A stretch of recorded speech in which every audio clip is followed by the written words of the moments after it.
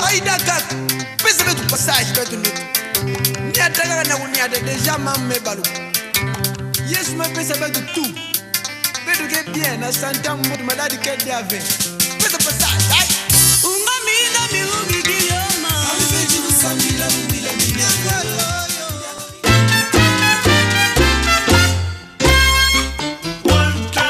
El Trillo Franco. Vous voyez ce que votre papa fait? Oh, il bon monde, moi si. Toi, tu vois? Kendumba ya papa, tu vois? Ça aussi c'est elle. Ça aussi c'est elle. Maman, pourquoi tu nous montres toutes ces photos? Elle est toute née. Ce n'est pas bien toutes ces photos. Je vous montre parce que Bolinga papa a binoté. Aza papa moko mabe. Bolinga kete. Papa mona takindumba isa papa bino. Tu vois la photo hein?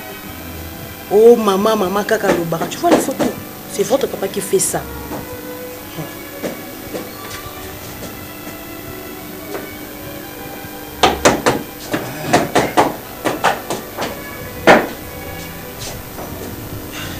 Bonjour. Ça va?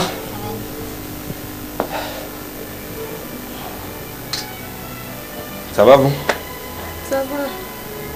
Vous allez où la courant? Les ont été calatés. Ah bon? 15 heures.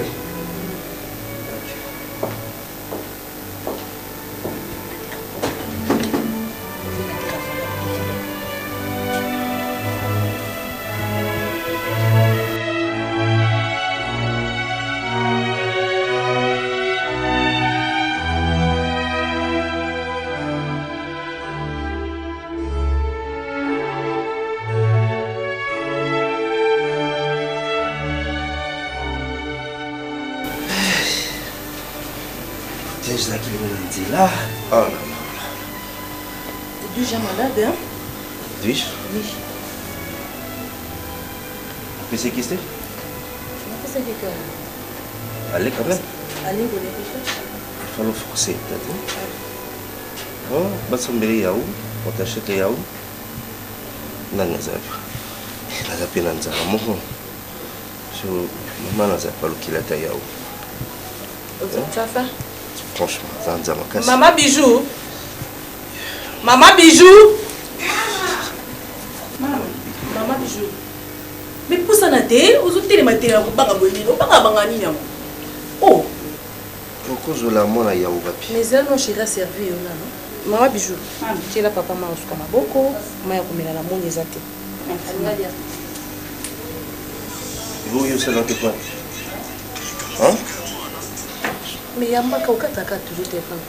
Nous avons un petit mot qui va se laver. Il y a quelque part. Dans la salle, il y a un salaire monté pour vous.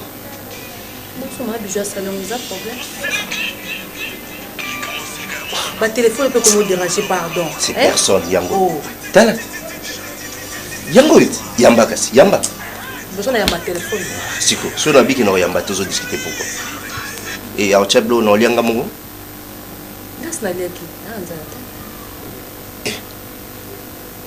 Car on est 15 heures sur l'Yaki. Où est le Beli Bandaka? Nasani, Naliati. Au cause de l'angati. Eh! Ah bon?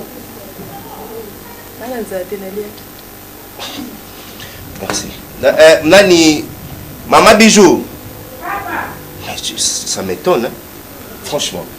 Naza d'accord à t'aller quitter? Maman, je suis bien là. Je me sens bien là. On laisse côté. Je suis allé à l'orient, ça y va? Ok. Maman Bijou, je me sens bien. Débarrasser le tableau. Oui.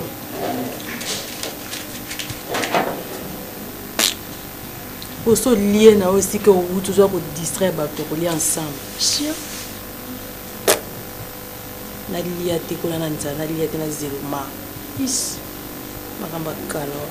Ah oui, hein, c'est Maître Guy Mafuta Kabongo. il m'a responsabilisé pour une délégation de 3 personnes. Il y a maman Mireille Lukanga et la fille là, Irène Impa.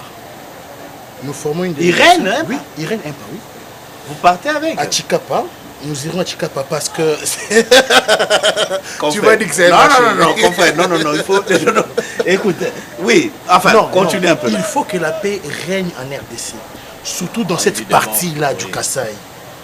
Oui, à Chikapa, par exemple, ça m'étonne de constater que ce peuple qui vivait en harmonie, un peuple sans problème, sans tribalisme, mais soudain, un conflit est côté, comme ça, la guerre de tribus. Non, vraiment. Baba Chokwewana n'a pende. Il vivait paisiblement. Mais on est tous Congolais, mon frère. Voilà pourquoi Maître Guy Mafuta Kabongo a initié un projet d'un festival de 3 jours, 3 jours de paix. Vraiment. À Chikapa. À Chikapa, Oui, 3 jours de paix. paix. Oh, ça c'est une bonne chose. C'est une bonne chose. Et ce qu'il y aura au menu, oui. À la première journée, il y aura un match de football qui sera organisé. Et football amical, parce que n'oubliez pas que Maître est président de football d'Ibumba. Ah, d'Ibumba, oui, je crois à Chikapa. à Chikapa. C'est vraiment quelqu'un qui voudra que Chikapa revienne dans son harmonie. Et le deuxième jour, il y aura de la musique. Là, vous verrez les Tchokwe qui vont venir, les Pendés qui vont venir. Il y aura plusieurs personnes qui vont se rassembler. Ils vont jouer. Des autochtones. Ça, c'est une bonne chose. Et troisième jour, ce sera un échange, tout ça, pour que la paix règne à Chikapa. Ça, c'est une bonne chose. Mais malheureusement, ça, c'est une bonne chose. Moi, j'aimerais même faire venir avec toi. Mais venir. Mais non, je prépare. Tu vas voyager. Tu connais bien le dossier. Je dois encore faire Estimez Bruxelles. ton frère. Je dois encore faire Bruxelles.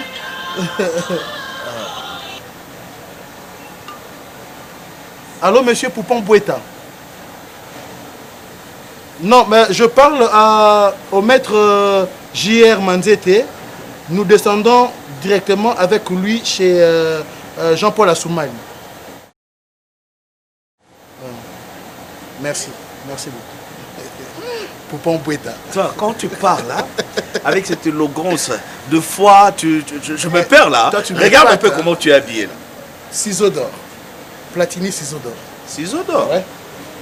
J'ai déjà entendu parler de ça, on dirait. Un grand couturier, un modéliste, un styliste congolais. Tu sais quoi, mon cher, ça c'est une bonne chose. Donc tu m'as réconforté un peu là. Ah bon? Oui, mais j'ai un problème très sérieux ici. Très grand souci avec madame. Toi, tu connais un peu les choses qui se passent ici. Mais c'est encore plus grave. Plus grave? Oui. Je crains qu'une fois je me déplaçais, il y aura encore d'autres bêtises. Vous savez quoi? Elle s'est permis. Bon, comme on a 2 signatures à la banque, donc moi je n'ai qu'un seul compte. Mon compte, c'est aussi son compte. Mais Viviane s'est permise d'aller à la banque faire sortir de l'argent. Mais mon cher, il faut voir quelle somme. À votre insu? Une grosse somme d'argent.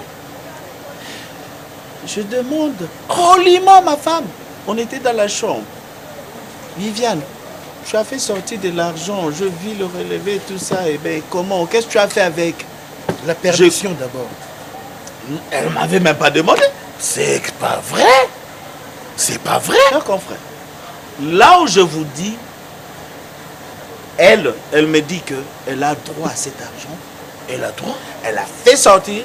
Donc, elle ne va pas me donner des explications de compte rendu ou quoi, là, me faire un rapport que j'ai pris autant pour faire ça. Oh, non, niet. Donc, elle n'a rien à attendre de votre permission. Or, estimez confrère, c'est très dangereux maintenant. C'est très dangereux. J'évite de trop raisonner, mais il y a quelque chose qui se prépare des palouches. Soit elle a quelque chose qu'elle prépare, elle a un coup qui est en train de monter. Et bien alors là, il faut faire très attention. Très attention, mon frère. C'est impossible. Mais qu'est-ce qui bouge dans sa tête? Mais tu sais quoi? Deux fois, c'est que... on est tous avocats. Et le problème de l'église. Mais des fois, la loi nous échappe. Hein. Quand il s'agit de l'amour, on se perd, on ne sait plus quoi faire. Bon, j'ai confiance à ma femme. Mais elle ne pouvait pas faire ça. Et alors, la solution serait peut-être, à mon humble avis, vous faites une lettre à la banque, vous leur exigez le NIC et la seule votre signature. Comme ça, elle ne sera plus en mesure de pouvoir sortir n'importe comment l'argent. Donc vous dites que rien que ma signature, vous bloquez. Elle va encore chercher toujours à m'accuser que je suis tel, je fais telle chose, je suis du science occulte, je suis ceci. Non, mais ces accusations ne sont pas fondées, c'est le problème. Mais ce qu'il faut faire maintenant, c'est de bloquer d'abord le compte et après chercher à savoir le nœud du problème. Le nœud, il y a un nœud là, un peu suspect. Ou soit elle est influencée par un esprit quelconque. Oui, oui. Là, vraiment, vous avez raison. Je crois que je vais appeler... Là. Je ne sais même pas. Je n'ai même pas lettre. envie. Faites seulement une lettre et puis la banque est vraiment exacte. Hein? C'est ça le problème de la banque. Ils savent que c'est vous qui virez l'argent. Vous l'avez inséré parce que c'est votre femme. Moi, qui suis du science occulte, mais elle ne veut pas recevoir le cadeau, l'argent. Les présents. Mais il part, il prend l'argent. Oui. Mais c'est le même argent. Mais les femmes, c'est ça, c'est là les femmes.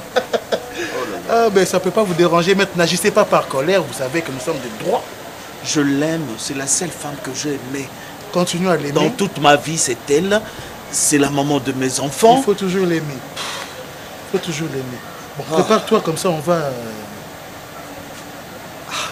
Je vais voir si elle... Et les enfants? Les enfants sont là. Oh. Ils sont là. Je vais les voir. D'accord, si tu viens alors. Comme ça, moi, je vais me changer. Okay. On doit amener, non. Celui de Lox est trop... Les deux, ils ont des Lox. Après toi. Ah, ok, merci. Allez. Yaya, docteur moki chose ate. Docteur ayaka 17h. Na bossa ni kutuka yaka ba 17h. Tozaki na rendez-vous, fallait na récupérer ba kisi mususu. Bon, problème était ba kisi na yo ezana. Lokwa fiche no eza awa, tokuta na fiche. Tota ba kisi na yo comme ça to pesa. Ye moka landela ba malade na ya on vérifier, amuna ba kisi auto pesi. Nazaki na besoin na kuta na ye vraiment pour na remercier. Dans une semaine apamba talande pour sonenge ko. Ba tamponyo so eselengo bike sili nyonso. Na ba mbuma moko mikimiki ba butu eselenga en tout cas vraiment. Na kuta na ye na remercier. Problème zate lelo jeudi docteur ayambaka na bandate. Awa ayambaka chaque jour na 17h. Yo moko tango kotaki biso moto mona déjà lumina yo. Kana musa docteur so sala. Eza pour respecter conseil docteur Mugijo. Omoni mutu nyonso a respecter conseil docteur Mugijo a oza résultat na ye. Yango komi kitoko pour respecter ki conseil na ye. Bon, tota na fiche na yo poto soit tout peut savoir bakisi. En tout cas docteur Mugijo a voulu la pardon. Vous savez kitoko nga bijou. Na sana ki lo na ngeza ki sens. Ah mais non docteur a voulu éviter na Mugijo. Non c'est ouais. Ba fiche na yango telo zelo bakisi. Yaya opesanga pe numéro na ye ba téléphone on ba miyibe tozo sela ndi bon ba téléphone te. Ah oui, c'est numéro na biso. Na perdre le téléphone yaya. Problème ti. Numéro eza 089 0 85 73 874 wana numéro na so obengi ye okozwa ye moko so obengi mpe opesomba moko rendez-vous bokuta na ye après une semaine escale mosalelaka nde mosalelaki oyo akosi. Ok, merci. Comme ça na obenga ye escale bien. Ok, bien tosepeli komona vraiment merci mosala kitoko na bino vraiment ba bisous. Merci beaucoup. Ok, merci, au revoir. Merci.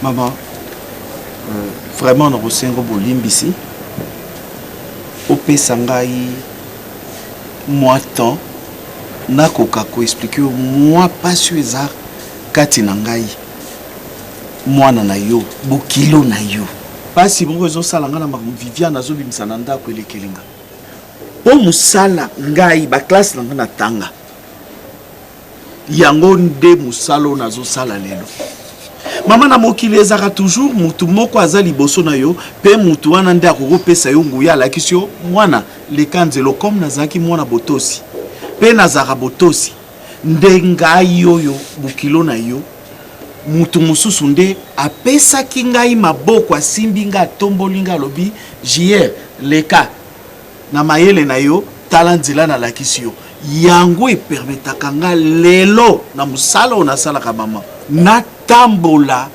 mokili mobimba mama donc yango omoni ke lelo nga naza avoka ya monene na mosala nango oyo nazosala mama mbongo nyonso naza lokola mibali nyonso te mama peut-être nayebi te soki Viviane ayebisaka yo mama na ngai naza lokola mibali mosusu te oyo nyonso nga nazwaka nakende États-Unis nakende Australie nakende na Asie procès soki nga na gagné gagier nazwaka mbongo mama na ye Viviane tala oyo to gagné na voyage oyo nayebisi esala programme nini ezangi biso nini photo bakisa nini photo sa na mbongo Viviane moto asaka programme ya ndako mama ngai te lopango to vandaka Viviane moto na mbongo yo nga nasali Viviane moto pona asomba nyonso tozaka na ndako na yaka kolakisa mama na boti na Viviane bana mibale ti nyonso nazako sala Viviane tosombi lopango Viviane aza na situation azali na boma ete pona nini lelo Viviane a commis na binzambe nzambe oyo baza kokota kota mama avec je ne sais pas d'église moi j'appelle pas ça les églises maman na benga on te za ba assemblée de Dieu donc ça ba groupe de prière ce sont pas des églises Viviane na ba église aza soki ba binzambe nzambe azoken alobi nga naza na magie nga naza muto a science occulte nga naza na kisi nga nazoluka na boma ye na bambula nyonso nga na vani na Viviane na boma ye te na boma kaka sikoyo mama ya bana na nga mibale jiela mama gai naza mama oyo na kukukabula to na boti abiela na boti lukule yo na memaka yo na nzela ya bukilo tu papa yo ye kubala abiela nakata anda kunaka utikala na ilokuto ubali ye afisal ndanga lolo kwa officiel na lelo oyo lubale ni na bino na église na mwasi na yo yo lelo utie na ndako loboti bana yo lubio église na linguto kusamela na église soko makukutia makolo na yo soso na egaza na kusala yo oyo mama na yo akusala rekulmate wao nene kukamo wana na jingali papa bwatini okende kupekisa ye usambili ya solo mpema uyo za nangu na mpemo na oya za nangu isakaka zabe wa misumba ndia sopesa pona nini yo kupekisa ye église est-ce que kupekisa wana yo pekisa wana izama lamu to izama be na nzela ya église wana mama ngalu mama na ngai soki il faut na yebisa yo mama na pekisi Viviane kosambela atake na kosambela mais Viviane alekisi mama si omona mwasi na nga na ndako na ye na ndako na kuti bana mama na bango azate domestique mwana musala nde azoyebisa nga lobi mama atikeli ye maloba mais nga nalala na mwasi na nga na mbeto to lamuki na tongo nga na ke musala yebisi nge lokote na ya domestique azoyebisa nga boyi na nga azoyebisa nga ke mama lobi ake retraite akosala 3 jours Viviane akenda mwasi oyo nga na yebi pe place asambelaka ngo te ake 3 jours retraite wapi mama nakangaki motema na ye koyebisa yo te na boyaki na pesa yo pasi Viviane ake mikolo misato pe Viviane mama na vanda Viviane azongi na ndaku baya na shela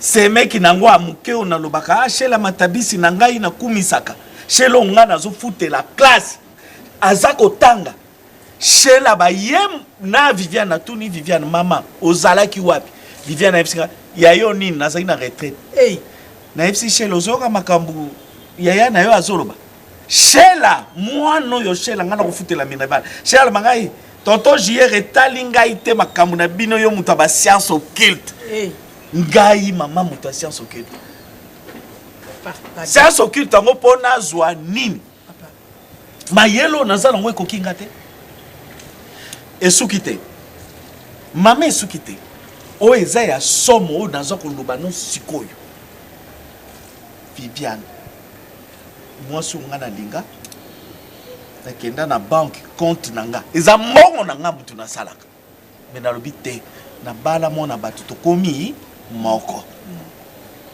banque signature à Viviane signature na ngai Viviane soka zana besoin akoke na banque akobimisa mbongo ngai pe na oke na banque na kobimisa mbongo mais avant que ne kobimisa akoyebisa nga chérie na kobenda eloko boy na compte na biso poto sala boy na bi OK ngai pe soki nazana ba dossier mususu po ezana ba dossier mususu ezateka po za avocat au cantine na kobimisa pe mbongo nga pona kende ko futa ba dossier ba makambo mususu anini chérie naza kobimisa autant OK d'accord total ka relever biso nyonso ensemble tolobanaka mama oya sikoyo Viviane akeko bimisa mbongo soki na yebisi o monto kokweya mbongo na banka mais nazo na banque ko nazo ko tuna Viviane mbongo che wapi aza kolobela ngata eloko moko te Viviane aboy koloba Viviane atelemeli nga lobi aza na droit mama nalingaki ya kotomboka te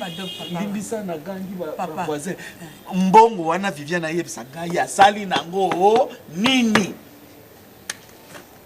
ikambito papa kusirika to ngana kubenga papa aleki na ye pona kukutu na ye ngai mokutu na kubenga ye papi ting papa leki papi papi ting na kubenga ye akuya tu vwanda tu solola tu yeba iluku nini oyo ezakuleka tombongo wana atie wapi papa OK ça va maman likambo ezate yo za maman nanga avec tout le respect na oki oyo lobi pe naza na confiance que vous salam lokola okozala yo na papa leki papi ting na sepeli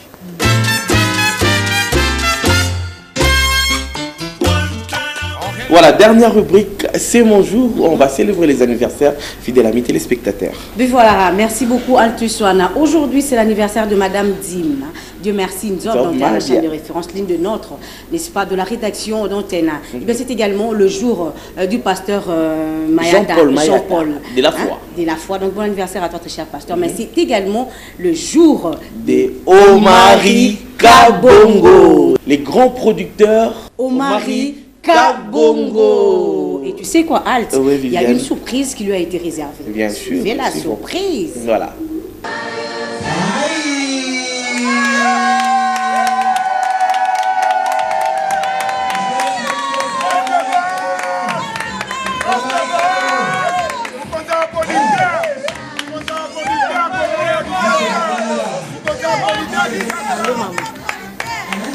Ozanda.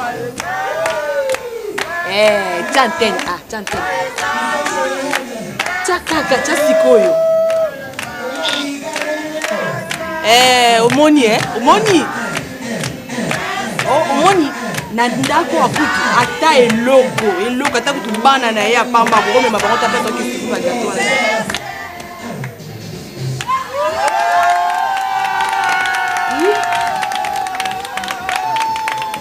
Le benga moko apota la antenne auta mutu no makambo ta. Ambiance na ambiance.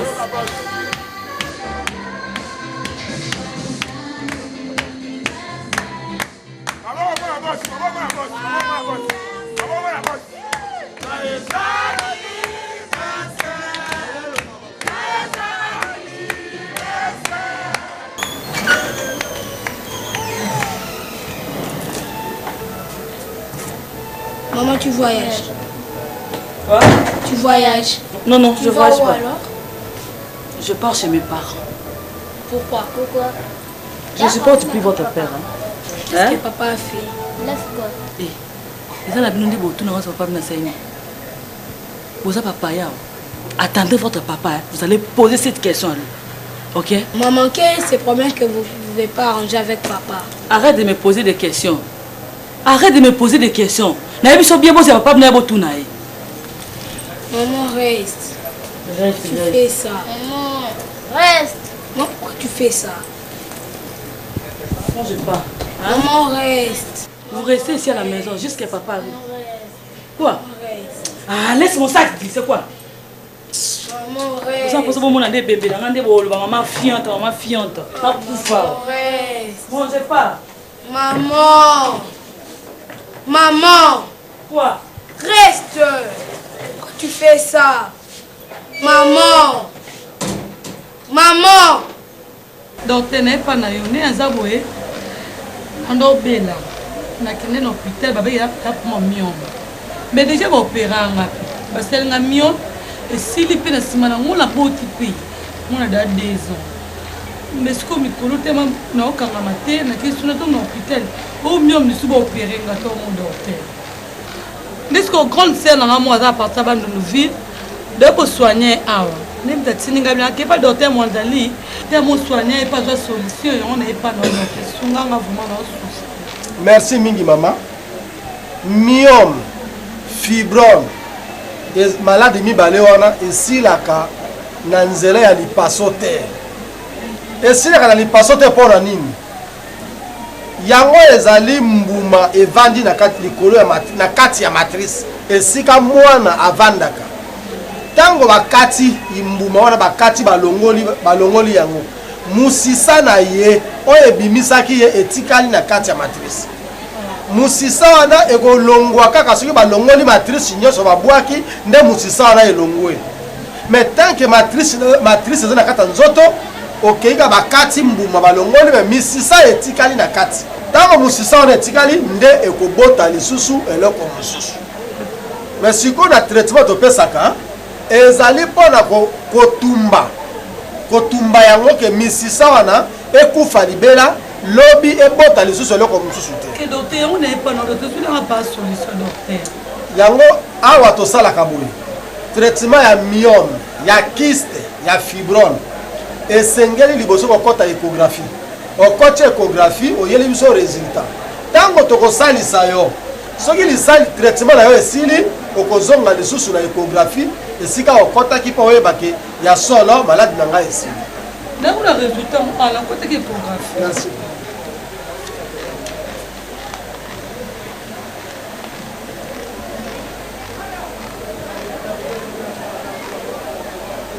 Oui, la moni.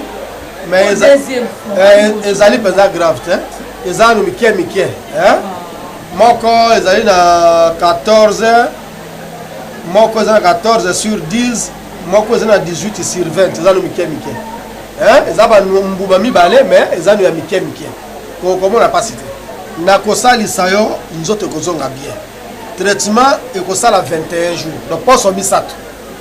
Na poso misato ya traitement esili na zongi si yo nesiko kotaka échographie oyo. Okozonga kuna po oyeba eke ya solo maladi yo bazoyenga na yango esili. Etango esili ekei libela ekozongela oyo lisusu te. Docteur Sunganga vraiment. Bon pas papier hein. Na bien docteur, moi il peut bien un numéro non pas. Votre numéro 082 54 95 977.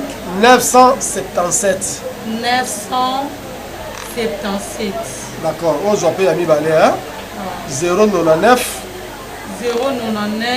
99 Lisusu 85 629.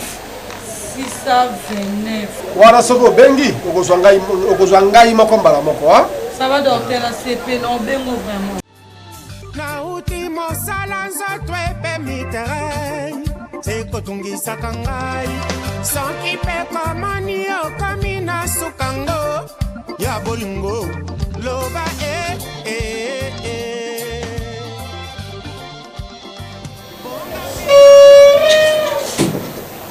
Richie? Papa. Quoi? On est parti. Qu'est-ce que tu dis? Maman est partie. Maman, elle est partie? Oui. Elle est partie où? Elle a pris toutes ses affaires, elle est partie chez ses parents. Question. Toi, vraiment, Richie, c'est quoi? Tu es maintenant un grand garçon? Comment tu peux dire des choses comme ça? Il est parti, il a pris ses histoires, il est parti. Je vous dis, c'est vrai. Elle est partie. Brian, tu m'as pas vu? Yaya? Elle est partie. Tu disais où? Chez ses parents ou où c'est? Chez le grand-mère et grand-père.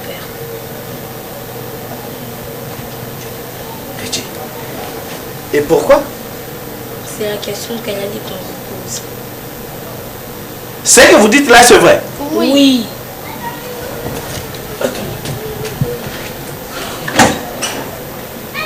Viviane! Viviane!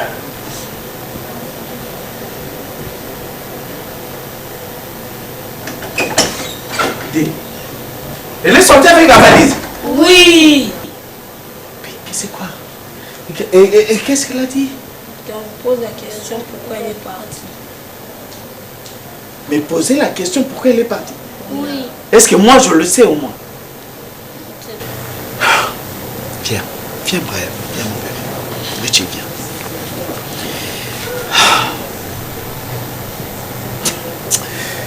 Écoutez, Brian. Oui. Richie. Oui. Je crois que vous avez remarqué aussi ce qui s'est passé ici avec votre maman.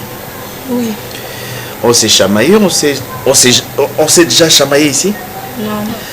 Oui. Donc à un moment donné, votre maman m'a accusé de plusieurs histoires. Mais je sais que c'est rien. C'est une femme. Vous êtes deux garçons. Oui. Vous les saurez plus tard. Quand vous aussi vous serez mariés. Mais c'est que je vais vous demander de rester calme. Moi, je vais aller voir. Je vais suivre maman là où il est parti. D'accord? Oui. Je vais essayer de parler avec maman. Tant que moi, je suis en vie, vous serez toujours mes enfants. Je suis là. D'accord?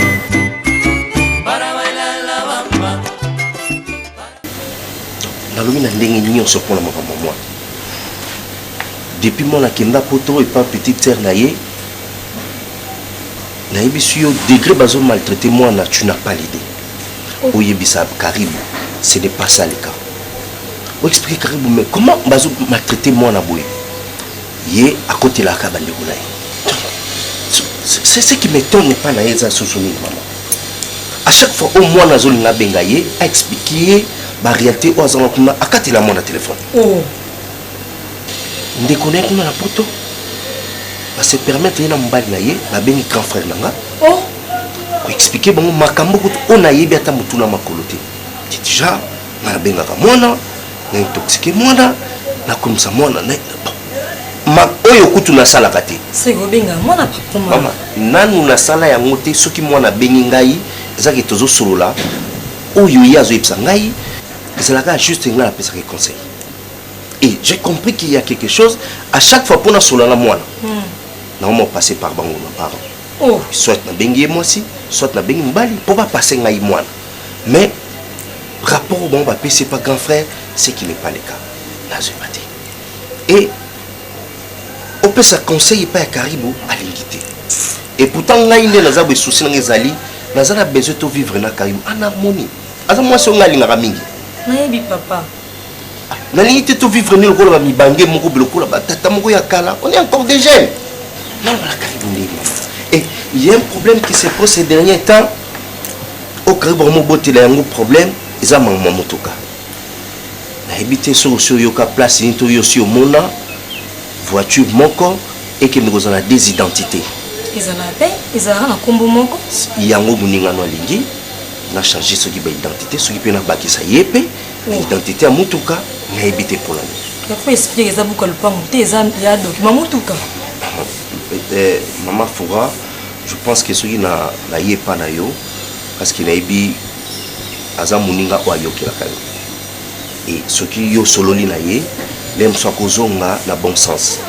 Vraiment nous avons besoin il y a une compréhension au Caribou azolokate. Nous avons besoin d'enquêter. Nous avons besoin vraiment de vivre en harmonie. Ndenge tous à la moi incompréhension ndako ezala wote. Ce que comme qui nyoso fa que ça maman. Ce que moi incompréhension qui akimi bango pa maman. Donc azana secret mon côté ndako yaye. Le degré exposé à ndako n'est pas maman bon, je ne sais même pas. Et soit comme kuna maman bango zo ka parler. Et ce qui ngala keiko luka il faut que ba langage maman bango tenaka. Oh. Azui baté, ce qui maman na comprendre que mon année aza une femme mariée ou pas, na zoye bata mukete. Et je suis sûr même que même bino pe bandeko boyebi na bino baninga na ye, oyebi mon nyo se les gars ndako nanga parce que chasso kazo ko bombila maman oya yete. Bon a combien plus forte raison bino baninga na ye. Papa ma. Comment yo ko fêter anniversaire na yo? Moi sinon nanda na bana baye baté, ozo fêter anniversaire na basi mususu na bandeko na o. Nanda kuna baye bien moti. C'est qui comme on est na bien ouais. Maman Fora, tu n'as pas pour bien.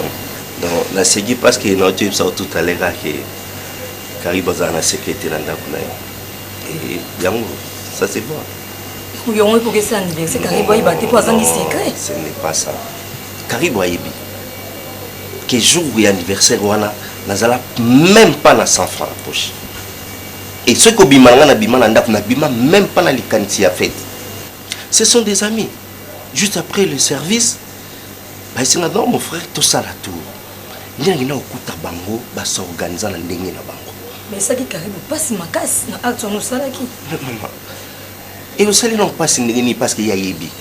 Mon côté na la fête anniversaire na nda kwa na sai. Bosco on a zaitindi. Mais eza ya ngaité ngala uti musala. Kouta na musala. Balinga babi mon frère token de place boy. Okomuna ba selo surprise. Je n'ai même pas eu le temps que ça aya ko région de place dans la qui. O ya sombi gâteau na ye, o ya sombi boye. On a passé ça juste avec des amis. Token de paille, tous on paille, ils ont raison. Ils ont raison, papa. Ils ont kakamoto yo. Moni déjà sur une tazana lui kamone mo na mutema. Aza ba projet na mo na mutema. Abandolukani ba raison même na likambo il y a compliqué. Oui, batu balobaka français mi babaka qui vient noyer son chien, la kiss des rages. Hein? C'est comme ils a clair. Et maintenant ta musicien mo kamukili. Utaïba dongo ate loko monsieur bungi babaka ye pour déjà ça ça loko la carte il voisin na ba projet na ye e ba nos alaka bon na malamu et comme mabe woni za mo réseau tu pas bien na projet mo rotia avec yo te karibu nenga zana na alinga rape yo ya ngona liso. Bonjour monsieur. Bonjour. Nazoluka monsieur. Ici c'est la aquarium Aquanzeni. Aquanzeni oui. Aquanzeni. On a moni déjà. Non, oui. Papa Moudatindinga, on a besoin d'aquarium, il y a table, comment il y a qualité, moi bien vraiment. Oui, tous en a sorti aquarium, nous sommes tous en a aquarium, il y a printer, aquarium sur meuble, au bout de photo na kati. Oui. Et puis tous autres quand on complet, na ba miss nous sur la kati. Oh, ah bon, complet. Complet. Ah bon. Nous sommes complet des amis. Les aquarium photo. Ils ont un armoire na kati au kocha biloko no bomba biloko na kati. Ah bon. Aquarium na likolo. Oui, donc c'est complet. Oyo zo luka ya table. Oui, ya table. Oui, aquarium à table ya ngoyo. Ah bon. Oui. Aquarium à table ya ngoyo. Tous en ont ba dimension belé. Donc il y a Mickey, il y a minene et puis ba couleur belé. Ah bon. Oui. Ba couleur belé ils en harmonie à salon na yo ezali. Est-ce que vous pouvez se rappeler votre aquarium par rapport à salon? Oui, par rapport, normalement, il faut une table par rapport au salon. Ils ont un salon, ils ont minene, un salon, ils ont Mickey. Oui. Et puis, nous avons une harmonie, couleur. Oui, oui. Vraiment, couleur, donc harmonie. Au son table, ils ont la couleur, harmonie, il y a kit, tapis. Harmonie, web, ça papa. Ailleurs sur place, sur place, pour le solo là. Donc, on a table à dimension ezali. Ah bon? Oui, table à dimension ezali pour ça les choix de couleur na ya o ya lingi et puis la dimension ya salon na table ezali. Est-ce que va vers non vraiment efficace vraiment parce que ba na baza kuna mon hiver oyo eza blindé armé, un verre armé. Moi na ko matalikolo awa. Et vous savez le côté parce que ba sala ngo pour na table vitre oyo. Ils ont vraiment blindé armé. Ils ont vitre à ma case, oui. Et puis table na haut tala biloko ba nouveauté te na ngo pour na sukola vitre. Ah bon. Moni, donc eza 2 pièces. Omoni hein. Donc ils ont sukola katina libanda mbala moko. Ah bon. Oui. Ils ont sukola katina libanda mbala moko. Donc les rotiers boye ozo nettoyer vitre. Makambo ko tsalobo ko na kati pour na ko nettoyer aquarium. Exact, donc solution ezali. Au moins on est faire à repasser mais la nouvelle technologie vraiment. Oui. Awa, il y a des nouveautés donc tout ça la gagnoso pour batuya na biso base à la l'aise. Donc le rosu au sombi aquarium na akwanze nous en a complication parce que il y a tout. Oui, donc la nourriture na bango kolia, tout ça même na ba poisson côté kapona ba o baza déjà na aquarium, na ba accessoires donc nyoso ezali. C'est vrai ça? Oui. Même ba poisson côté kaboza. Même ba poisson côté katoza nango. Ba accessoires nyoso ya aquarium, ba monteur, ba plante et décoration intérieure. Nyoso ezali. Donc yo ya kaka ka soko ye ozala de suite. Ok, ça va. On fait ça sur monsieur. Yo peut singa ka numéro de téléphone comme ça. Ça papa benga yo kaka. Oui, a obenganga koya na eza donc adresse na biso même eza nango compliqué te. Nous on a croisement avenue Ngungu Wileri. Donc so outil triomphal, les deuxième avenue après stade de Martyr. En diagonale il y a boulangerie Pain Victoire. Oui. Numéro de téléphone na biso ezali 089 77 140 43. Oui. S'il vous plaît, vous pouvez répondre. 089 77 140 43. Karibu.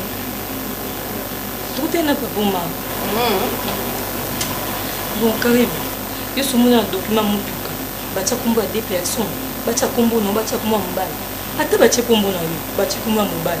Esa kaya binote Karibu. En plus, so besoin likamu kila mbali na yo. Fuki mambang na famille na yo okepesa rapport. Moi ça sera un secret dans le bala na yo. Faut luka kimia na foyer ninga na ngai. So ko pesa rapport na famille na yo. Maman doit toujours par na yo kaka. Et pourtant pour na ye, aibi que maman za maman ya bino nyonso. Mais maman doit toujours ka par na yo. Fora, si c'était chérie. Na yebisi yo Boso bokute no ma, boso la makam na bino.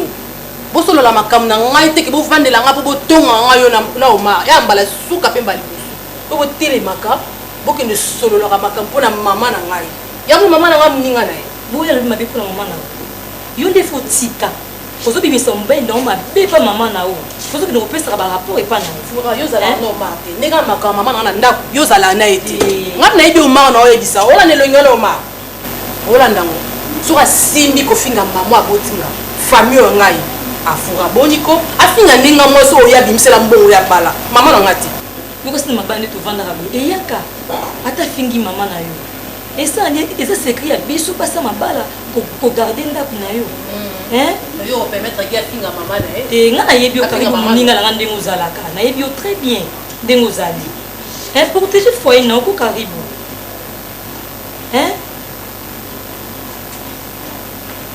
qui tout côté ndenga moneli oma na nzimite mamozo boma ko sala ngo yonde mutu na comportement wa chaque fois que pesa la rapport mama ko tika te na tika ni za copine na ngai oza copine na solo mabeza li photo solo na yo